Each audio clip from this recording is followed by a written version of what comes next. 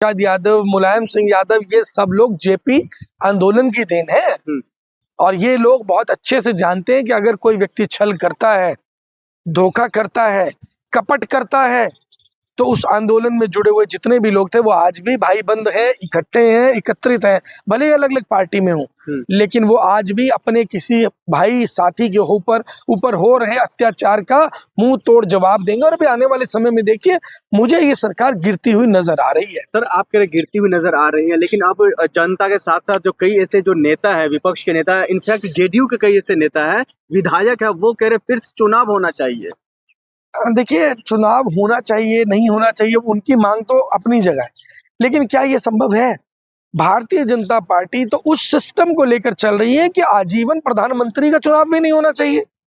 यहाँ पर तो वो जो रशिया वाला कानून है कि आजीवन जो है राष्ट्रपति डिक्लेयर कर दो और उसके बाद में चुनाव होना ही नहीं चाहिए। तो ये विधायक कहाँ किस रेंज में आते हैं भाई, किस लाइन में आते हैं?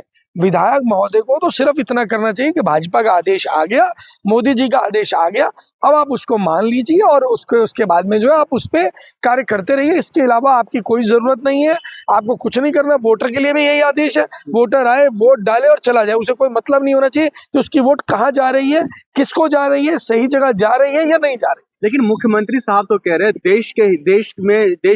देश की महिलाओं के लिए जो है मोदी जी लड़ रहे हैं, बिहार की महिलाओं के लिए हम लोग लड़ रहे हैं।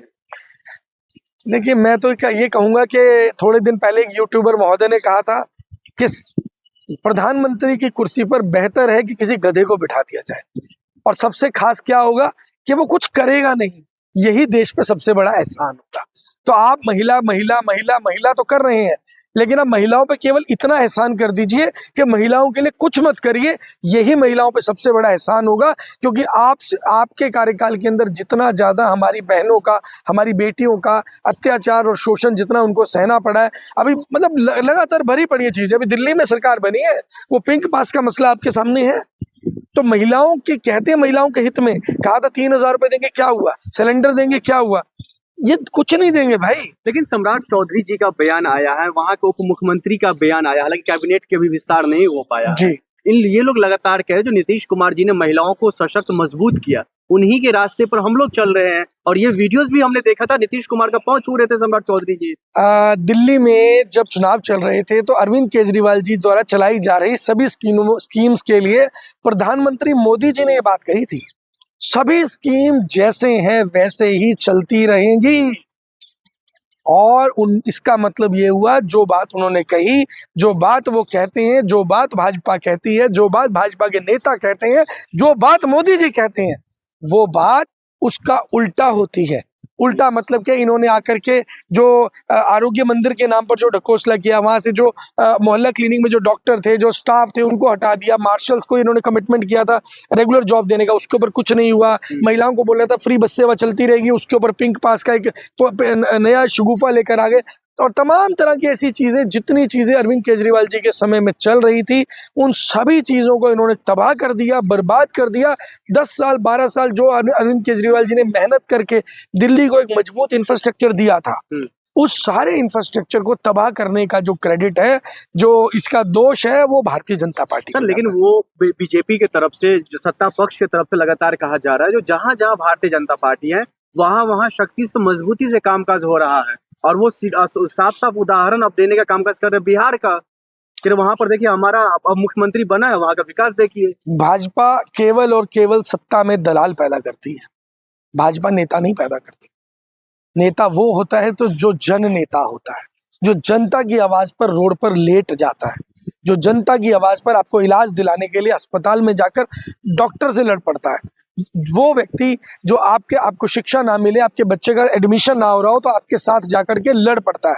आंदोलन में वो, आज देश को एक बड़े आंदोलन की जरूरत है। जैसे जेपी आंदोलन हुआ है, ऐसे देश के अंदर एक बड़े आंदोलन की जरूरत है, जिसके साथ में देश में दोबारा से नेताओं का निर्माण हो सके। तो सर, निर्माण की जरूरत क्या है? जहां भारतीय जनता पार्टी की सरकार है, निर्माण तो हो ही रहा है ना। बिहार को नए युग में मतलब तब्दील किया जा रहा है, उसको नए तरीके से ढांचा में मतलब जो इसको फिर से सजाया जा रहा है, यही बात तो कर रहे हैं सम्राट चौधरी जी। देखिए, अब बात यहाँ पर आती है, मैं यहाँ पर ना ईरान का जिक्र कर देता हूँ थोड़ा सा। ईरान के नेताओं की आप क्वालिफिकेशन देख लीजिए। उनके प्रधानमंत्री से लेकर आर्मी चीफ से लेकर जितने भी उनके नेता हैं, होम मिनिस्टर हैं, बाकी जितने लोग हैं, उन सबकी क्वालिफिकेशंस को आप रिव्यू कर लीजिए और उसको कंपैरिजन हमारे देश के नेताओं से कर लीजिए। अभी मैं आपको बता देता हूँ, पाकिस्तान के प्रधानमंत्री आसिफ मुनीर जो है वो टाई कोट पहन करके डोनाल्ड ट्रंप के साथ बैठे थे, और जब हमारे वाले जाते हैं तो उनका कंपैरिजन ही आप कर लीजिए। तो भाई कम से कम अपना नहीं तो अपने देश के 140 करोड़ देशवासियों की इज्जत का ध्यान रख लो कि कम से कम अपना मान सम्मान आप। एक तो बात करनी नहीं आती, सबसे बड़ी समस्या है। बात करेंगे तो गले पड़ जाएंगे, गले चिपट जाएंगे, हंस हंस के दिखाएंगे।